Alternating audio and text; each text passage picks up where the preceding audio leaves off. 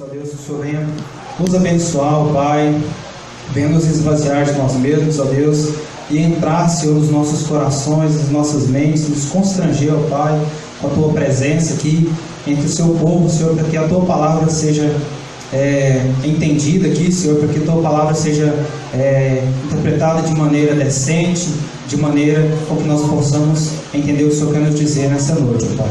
Nós te louvamos, Senhor, te agradecemos mais uma vez, Senhor. Amém.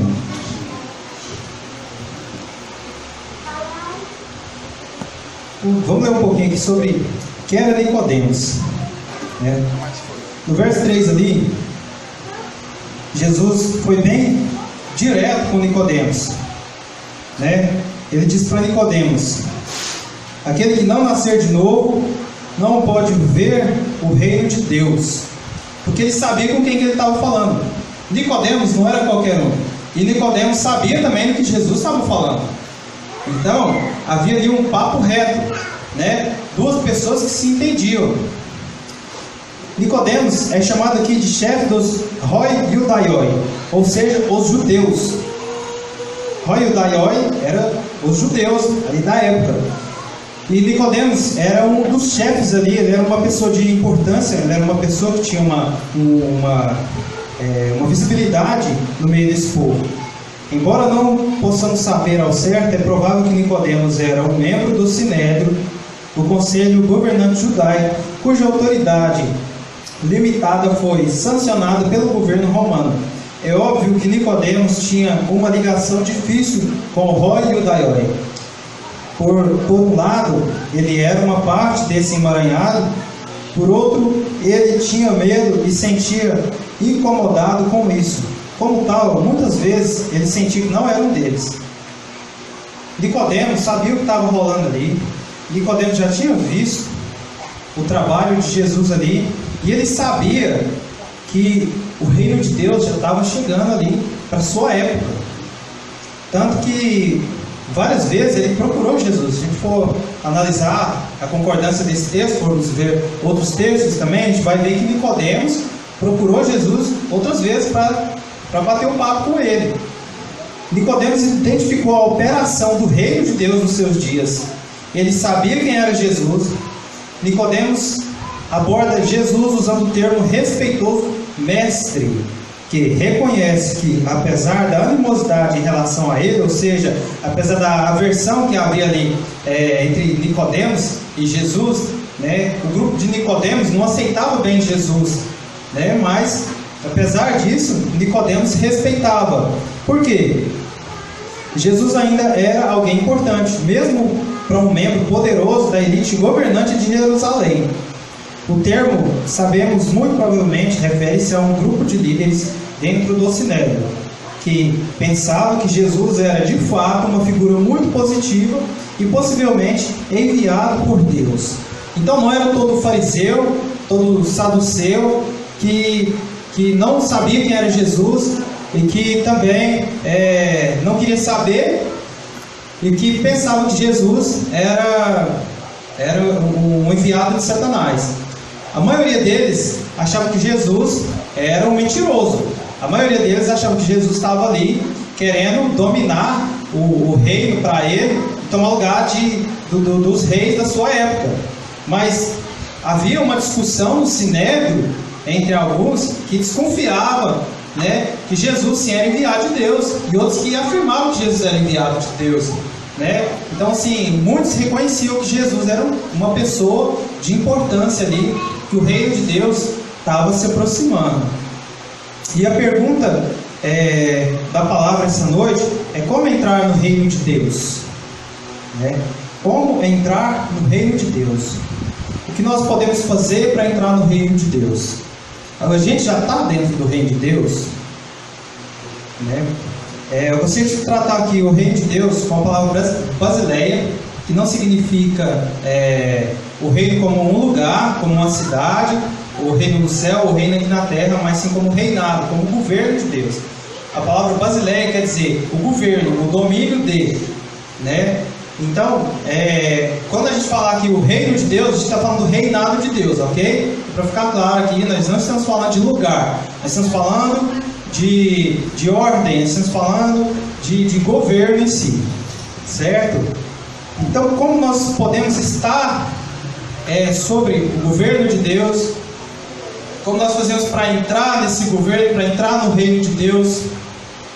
Nós já estamos no reino de Deus, né? Nós já estamos em parte, e nós não estamos também. Como eu disse na última quarta-feira, o reino de Deus já veio uma parte com Jesus para as pessoas da época em que Jesus peregrinou nesse mundo, né? No caso, para João Batista, o reino veio, naquela parte da profecia se cumpriu, Jesus veio, o reino, ele ainda está vindo, e o reino também está acontecendo. A igreja não é o reino de Deus em si, a igreja é uma extensão do reino de Deus. O reino está acontecendo aqui entre o povo de Deus, o governo de Deus. A gente precisa de um convite especial para entrar no reino de Deus. A gente precisa de um ticket, de um bilhete. A gente precisa de autorização. Na verdade, quando os evangelistas anunciam as boas novas, quando nós pregamos, quando nós evangelizamos, quando nós falamos para as pessoas sobre o reino de Deus, sobre o amor de Jesus, sobre a salvação, é um convite para as pessoas virem para o reino de Deus. Esse é o convite especial, esse é o bilhete premiado. Uma pessoa que foi lá, falou do amor de Jesus para você, assim como quando eu era bem criancinha, meus pais me levaram na igreja, eu ouvi alguém falando que só Jesus salva. Esse foi o bilhete premiado para mim, né? Aí está o convite. A partir daí você tem que tomar uma decisão. Ou você usa o seu bilhete para entrar, ou você joga ele fora, né? Infelizmente, muitos têm usado o bilhete, o colega, né? Até falam do amor de Deus, até dão o bilhete para outra pessoa, mas não usaram o bilhete. Infelizmente, vão para o inferno, né? Então, essa basicamente é a porta de entrada. Infelizmente, alguns países ainda não conhecem a palavra de Deus. Em muitos países não se pode falar da palavra de Deus, não se pode falar de Jesus de maneira alguma. Se você falar, você é morto, você é condenado com pena de morte se você falar de Jesus em alguns países. Então, essas pessoas infelizmente ainda não tiveram a oportunidade de aceitarem Jesus, de conhecerem esse Jesus tão maravilhoso. Eles não receberam o bilhete da palavra de Deus, né? Graças a Deus, no nosso país, nós podemos propagar esse evangelho para onde nós quisermos, para que mais pessoas venham fazer parte desse reino. O primeiro ponto que eu gostaria de falar uma das necessidades para você entrar no reino de Deus é arrependimento e fé. Jesus estava falando para Nicodemos sobre a necessidade de arrependimento, a necessidade da regeneração, do renascimento do nosso homem interior. Logo, isso não parte de nós, mas sim do próprio Espírito de Deus que nos concede o dom do arrependimento, como está escrito em Atos 2,38, né? É como assim, se a gente tivesse adormecido, o Espírito Santo nos tocasse, nos despertasse desse sono mortal, dessa cegueira espiritual que nós temos. Alguém veio, falou de Jesus para você, e aí o Espírito de Deus toca em você, e você então vive. E a partir daí começa um processo de salvação na sua vida, começa um processo da obra do Senhor Jesus na sua vida, né? Jesus está dizendo para Nicodemos que ele precisa ser convencido dos seus pecados e ter fé de que ele precisa receber esse dom de arrependimento para que ele consiga enxergar a realidade do reino de Deus para os seus dias. Nicodemos, como diz o texto, ele estava ali seguindo Jesus, ele estava vendo o que Jesus estava fazendo, mas ele ainda não estava vivendo o reino de Deus. E ele precisava despertar, ele precisava se arrepender e ter fé que Jesus realmente é o Cristo, é o Redentor, é o Salvador, e ele poder desfrutar dessas belezas. Quando o homem caiu em pecado, embora seus olhos se abriram, né, lá em Gênesis fala que o homem não conhecia o mal. O homem contemplava Deus no jardim, andava com Deus, e ele via Deus. E quando ele comeu do fruto do conhecimento do bem e do mal, o que aconteceu? Ele passou a saber o que era o bem e o que era o mal. Então os seus olhos abriram para essas coisas. No entanto, os seus olhos se fecharam para as coisas de Deus. De fato, o homem se tornou cego. O homem não consegue mais enxergar a realidade de Deus sem o Espírito de Deus, sem que ele nasça de novo em Deus, né? E aí o homem passou a enxergar uma realidade diferente da de Deus, no seu próprio mundo, no seu próprio reino, como que no mundo paralelo ao reino de Deus, né? Não que existe o nosso mundo e o mundo de Deus. Deus, ele é onipresente, né? Então Deus não precisa de um mundo para ele, né? Mas assim, é como se a gente vivesse num mundo paralelo ao reino de Deus. Então o reino de Deus e o reino dos homens, né? Na verdade não é isso, mas é como que se a gente estivesse vivendo assim, entende? Seguindo ali suas próprias regras, suas próprias leis. E passou então a viver longe do reino de Deus. E ele só poderá ver Deus novamente através da fé em Jesus, seu Filho amado. Nicodemos, ele era o maioral da sociedade judaica, era mestre em Israel e estava morto para Deus. Era-lhe necessário nascer de novo, nascer de Deus, da vontade de Deus.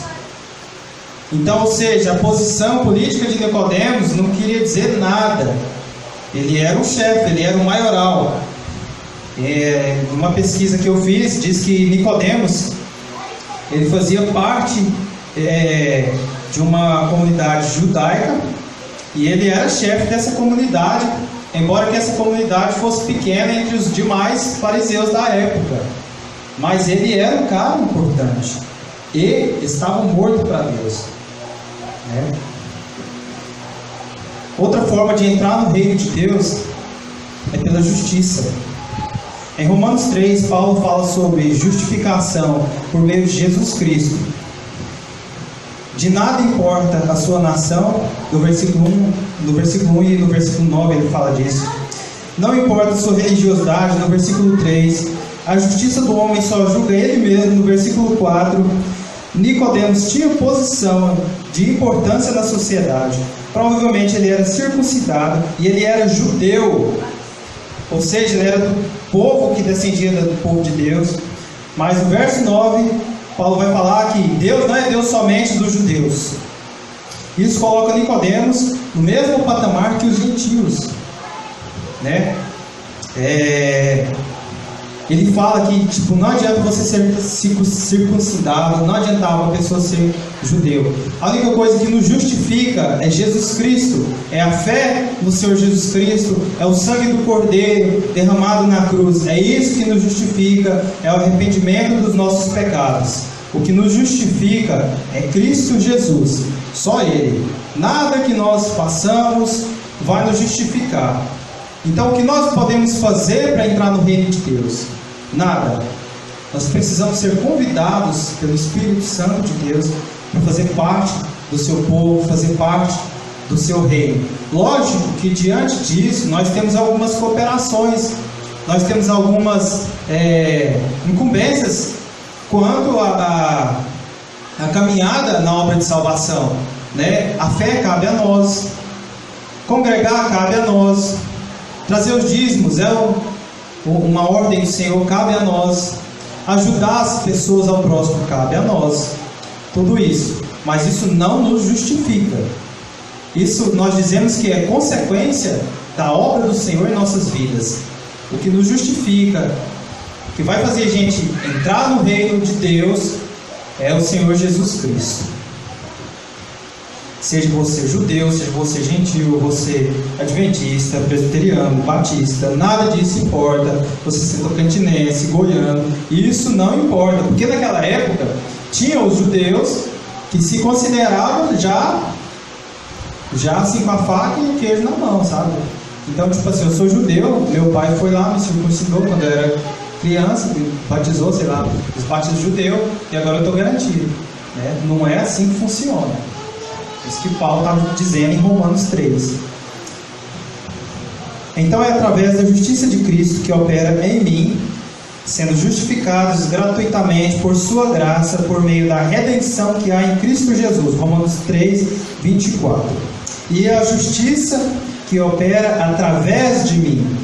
Todo aquele que é nascido de Deus não pratica o pecado, porque a semente de Deus permanece nele. Ele não pode estar no pecado, porque é nascido de Deus. Desta forma, sabemos quem são os filhos de Deus e quem são os filhos do diabo. Quem não pratica a justiça não procede de Deus. 1 João 3, de 9 a 10. A palavra diz, noutra passagem, que a gente não pode agradar a dois senhores. Ou seja, não pode agradar a Deus e o diabo. Aqueles que realmente são justificados por Deus, ainda que pecadores nesse corpo mortal, eles não praticam mais o pecado. Ou seja, todos os dias nós devemos buscar a presença de Deus, nós devemos buscar o arrependimento dos nossos pecados, mas o que nós devemos não fazer mais é continuar a praticar esses pecados. É diferente de você viver uma vida praticando certos pecados e você ser pecador, né? Nós só seremos restaurados, nós só seremos completamente renovados, viveremos um corpo completamente glorificado quando nós passarmos dessa para melhor, né?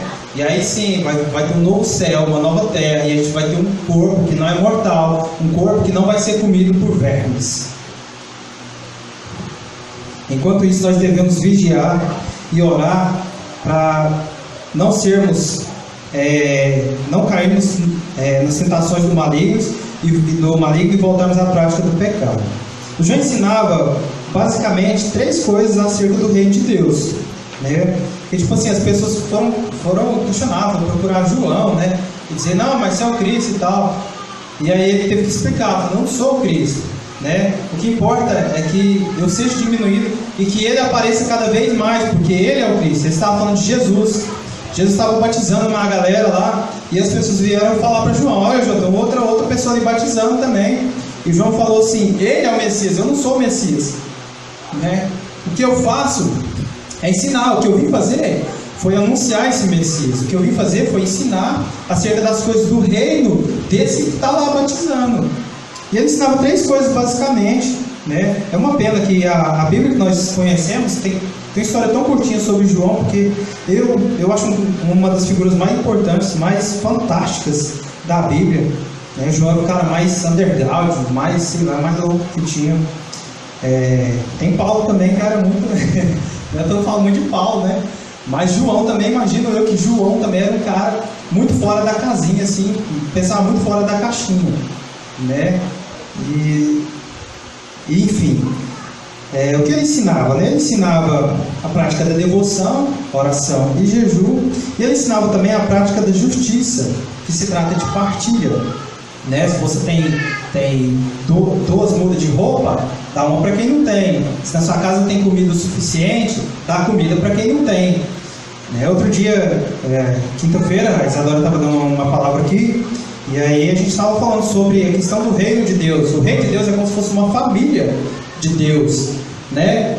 E se você vê um irmão seu passando dificuldade, o que você vai fazer? Você vai ajudar. Por quê? Porque ele é filho da sua mãe, ele é filho do seu pai, é seu irmão. Nós também somos filhos do mesmo Pai. Nós somos filhos do mesmo Deus, né?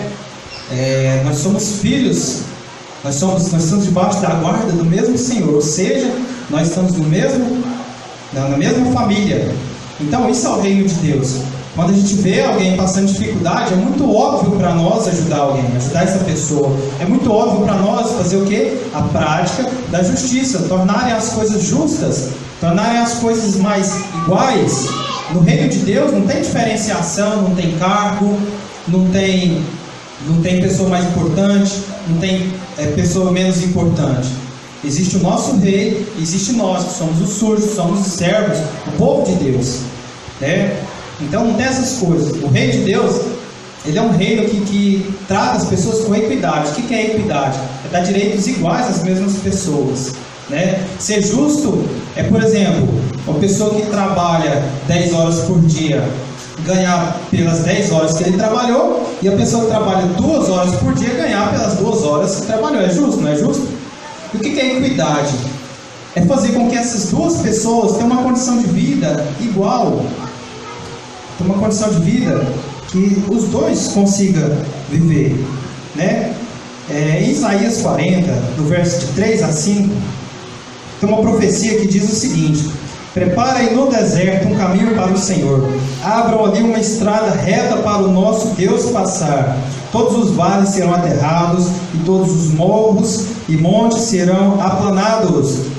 Os terrenos cheios de altos e baixos ficarão planos, e as regiões montanhosas ficarão planas. A profecia falava de um reino justo, de equidade, de preparar um caminho de justiça para o Senhor, né? Jesus era uma pessoa muito, mas muito generosa. Jesus, ele foi uma pessoa, quando eu digo pessoa, assim, um homem aqui nessa terra, no seu período de peregrinação, que a gente não conhece nenhuma vez que ele deixou um necessitado na mão.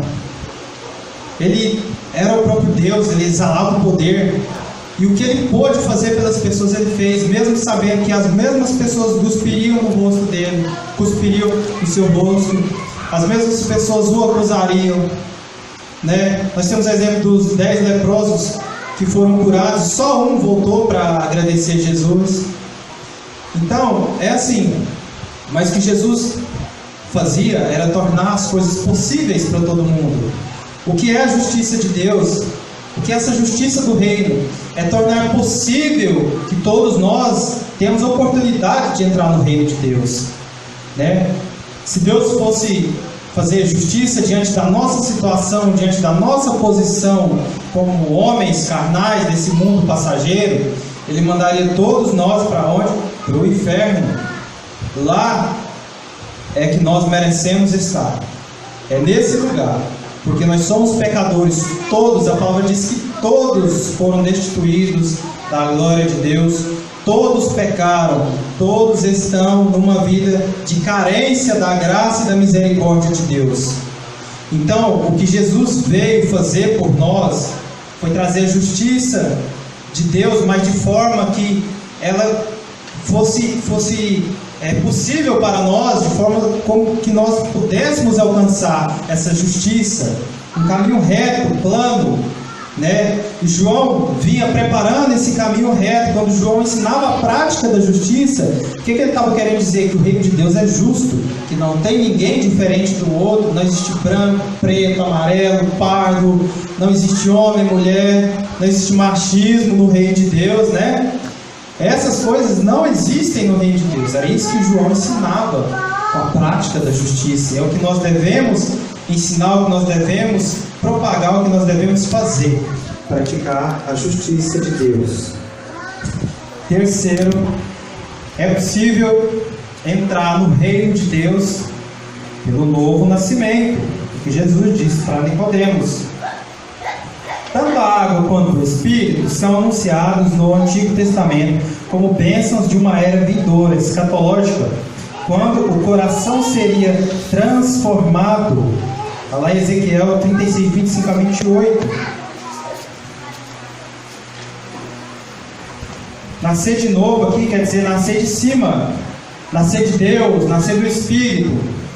Jesus não estava falando para Nicodemos entrar de novo dentro da mãe dele e aí ter um outro parto, até porque isso é impossível. Quando eu nasci eu era mais ou menos assim, no tamanho de um melão, eu acho. Não era muito grande, meu irmão já era maiorzão, né? Mas eu imagino que eu não era muito grande. E eu sei a história do parto da minha mãe, eu sei que foi um negócio bem trabalhoso. Minha mãe quase morreu quando eu fui nascer. Agora imagina eu desse tamanhão aqui, né? Apesar de que eu sou magrinho, né? Imagina eu desse tamanho entrando na minha mãe. Não existe, isso é uma coisa impossível. Jesus não estava falando disso. Jesus estava falando nascer de novo, nascer do Espírito, ser renovado de novo. Novo quer dizer ser renovado, nascer de Deus. Nós só podemos ser transformados, nós só podemos ser renovados através do Senhor Jesus, pela graça e misericórdia de Deus, né? E era isso que Jesus estava falando, de nascer de novo. O nascimento do Espírito é realizado pelo Espírito Santo. Ele transforma alguém que era nascido na carne em um membro do reino de Deus. É justamente isso que Nicodemos deveria ter entendido quando Jesus diz que é necessário a ele nascer de novo e de cima, já que ele era mestre em Israel e estava acostumado com essa expressão vindo dos profetas do Antigo Testamento, como diz no verso 10 a 7. Lembra que eu falei assim que Jesus sabia com quem ele estava falando e Nicodemos também sabia com quem ele estava falando? Porque os profetas do Antigo Testamento já falavam sobre o novo nascimento. Tem um processo na cultura judaica que a pessoa era como se ela nascesse de novo. Então, isso era natural para Nicodemos. Só que Nicodemos estava tão perdidão da vida, ele estava tão confuso, né, que ele não estava raciocinando direito, ele não estava ligando as coisas. E aí, por isso que Jesus foi tão direto com ele. Jesus nem fala isso para qualquer um. Jesus nem fala isso para Pedro. Pedro era um cara muito vacilão, né? Pedro duvidou muitas vezes. E se Jesus falasse para Pedro que era necessário ele nascer de novo, imagino eu que ia causar uma situação um pouco constrangedora ali. Então ele falou para Nicodemos que Nicodemos precisava nascer de novo. Por quê? Ele sabia que Nicodemos compreendia essas coisas. Ele só estava ali tendo uns 5 minutos de bobeira. Nascer da água e do Espírito significa ser purificado dos pecados em arrependimento, o que é representado pelo batismo. E nascer do Espírito significa receber um novo Espírito, um novo coração. A palavra de Deus ela é como a água, ela representa essa água para nós, né? Ela nos ensina acerca das coisas do reino, ela nos mostra o caminho do qual nós devemos andar.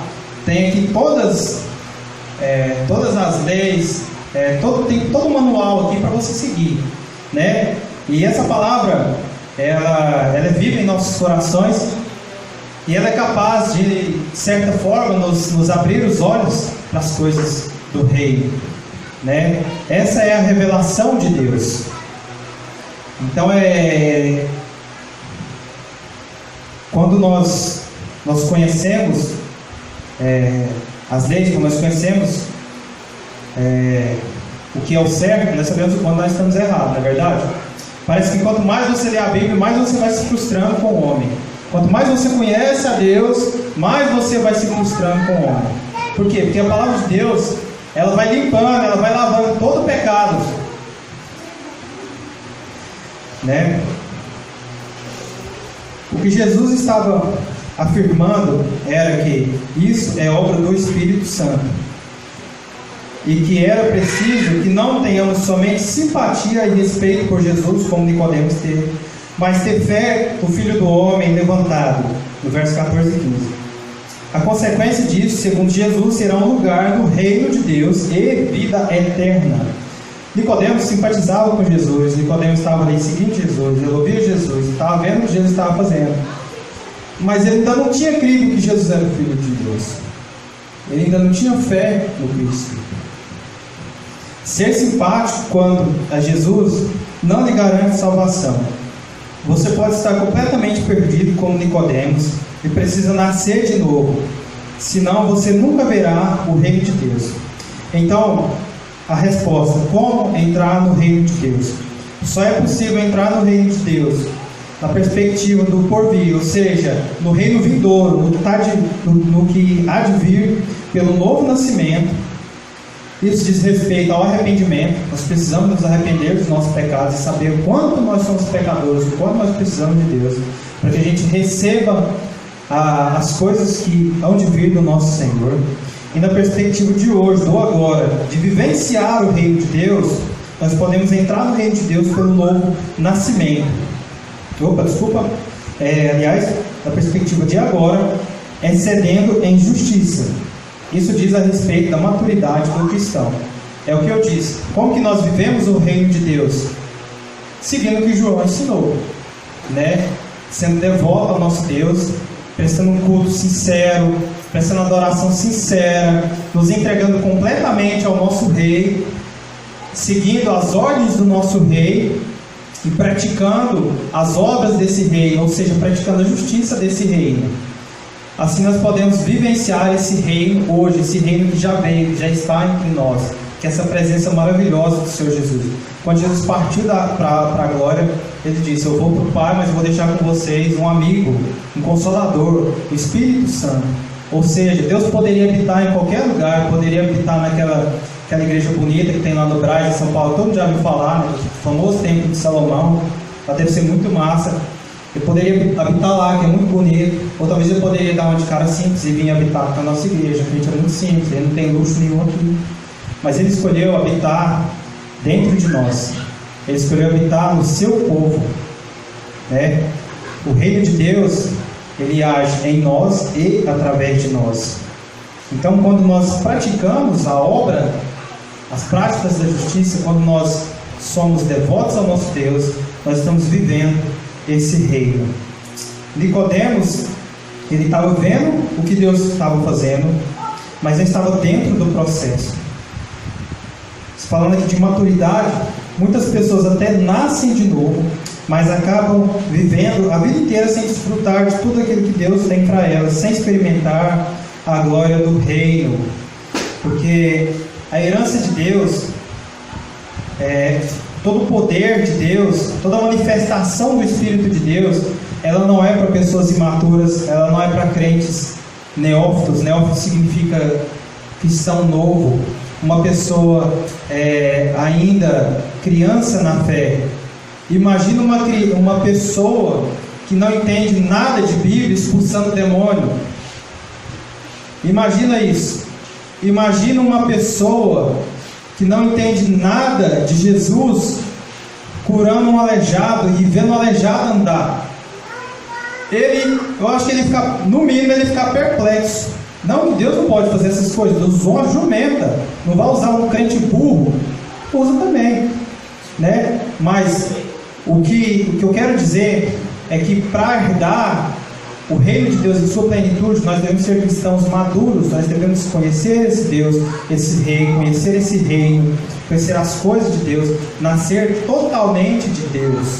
Muitas pessoas, elas estão na igreja, elas são crentes, elas vão morrer crentes, provavelmente até vai para o céu, mas vai perder muita coisa que poderia ter sido vivida aqui, vai perder muita manifestação de Deus aqui, por pura falta de conhecimento, de maturidade. Por que eu nunca vi um cego enxergar? Por que eu nunca vi um aleijado andar? Por que eu nunca vi um milagre físico? Eu estou falando de mim, eu, Watson. Possivelmente duas coisas. Deus não quer mostrar essas coisas. E a segunda, é a mais provável, que eu não tenho fé suficiente para alcançar essas coisas. Eu não tenho maturidade suficiente para alcançar essas coisas. Tem muito ainda na minha vida que precisa ser transformado, precisa ser renovado, precisa ser curado, tratado. Muita coisa que eu preciso amadurecer como um servo de Deus, para então poder desfrutar e gozar dessas coisas. Às vezes nós perdemos muito do reino de Deus por pura falta de maturidade, por falta de compromisso com esse reino, por deixar de praticar a justiça desse reino. Nós perdemos muitas coisas. Como que eu posso querer curar um aleijado se eu não dou nem um prato de comida para quem está precisando e estou com a minha pança cheia? Né? Se eu não consigo realizar um milagrezinho sequer, eu não consigo dar uma carona para uma pessoa, eu vou conseguir fazer um aleijado andar? Se eu não carrego ele de carro, eu vou fazer ele andar com as próprias pernas? Né? É preciso ter muita, mas muita maturidade e convicção acerca do reino de Deus. Nós não podemos nos contentar com um reino superficial, apenas de palavras, um reino sem arrependimento, sem manifestação do poder de Deus, da prática da justiça e do amor sacrificial. Nós precisamos morrer para nós mesmos e renascer, e nascer de novo de Deus. Precisamos estar colocados dentro do que Deus está fazendo e não somente ver o que Ele está fazendo. Nós devemos ser uma extensão do seu governo, do seu reinado aqui, porque esse é o seu propósito. Nicodemos estava vendo, mas ele não estava participando.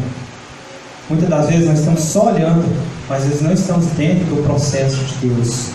Nós devemos estar emaranhados no que Deus está fazendo, estar totalmente contritos com a obra do Senhor. Eu sempre falo isso aqui: só é possível a gente ajudar as pessoas, só é possível a gente propagar o Evangelho, só é possível a gente viver na presença de Deus, se a gente tiver um coração contrito com as coisas de Deus, se a gente estiver totalmente entregue ao mar de glória, de misericórdia, de graça de Deus. Se a gente mergulhar nesse rio, se a gente não entrar de cabeça, a gente não vai viver essas coisas.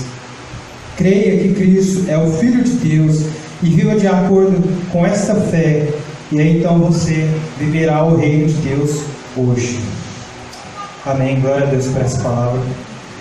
Vamos orar. Feche seus olhos. Senhor, nós te louvamos, a Deus, te agradecemos porque o Senhor é o nosso Rei, Pai. Deus, eu quero aqui, Senhor, pedir perdão, ó Deus, pelos meus pecados, pelos meus erros, ó Deus, de cada um aqui, Senhor. Te pedir, Deus, que o Senhor me dê sabedoria, ó Pai, para viver esse reino, ó Deus, para compreender essas coisas, ó Deus. Pai, venha aumentar a minha fé, Senhor, e me dê, ó Deus, força e sabedoria para quando essa fé for provada, ó Deus, porque nós sabemos que quanto mais fé nós pedimos, mais provações elas vêm para provar a nossa fé, Deus. Por isso eu te peço, aumenta a nossa fé, Senhor, e nos dê força, capacidade, Senhor, de passarmos por tudo isso, ó Deus. O Senhor nos capacita como ovelhas, ó Deus, nos capacita como servos do Teu reino, ó Deus, para que nós venhamos propagar o Teu reino, ó Deus, para que nós venhamos viver de uma maneira íntegra, de uma maneira integral, Senhor, para a glória do Teu santo nome, ó Pai. Nós queremos, Senhor, nos regozijarmos em Tua presença, queremos desfrutar, gozar de tudo que há no Teu reino, ó Deus, de todas essas bonanças, de tudo que o Senhor prometeu para nós, ó Pai. Senhor, eu te peço, ó Deus, que se porventura, ó Deus, há algo que eu ainda não vi por falta de fé, Senhor, então me trate, Senhor, me cuide, ó Pai, e venha, Senhor, me redimir, tratar o meu pecado, Senhor, para que eu possa ser santo, ó Deus, para que eu possa de alguma forma glorificar o Teu nome, ó Pai, com toda humildade, Senhor. É isso que eu te peço, Pai. Eu sei que eu sou um miserável pecador e eu preciso mudar muito, ó Deus, por isso eu te peço, Senhor, venha nos transformar, Senhor, venha Senhor Deus, nos constranger com esse amor, ó Pai. Nós te agradecemos por tudo que o Senhor Jesus fez por nós, por todas as suas obras maravilhosas, ó Deus. Te agradecemos pelas coisas do reino que já vivemos, pelas coisas que já viram, ó Deus, e pelas coisas que ainda hão de vir, ó Deus. Te agradecemos, Senhor. Pai, abençoa cada um aqui, Senhor, leva cada um para a sua casa, ó Deus, debaixo da Tua graça, da Tua misericórdia, Senhor. Em nome do Senhor Jesus, amém.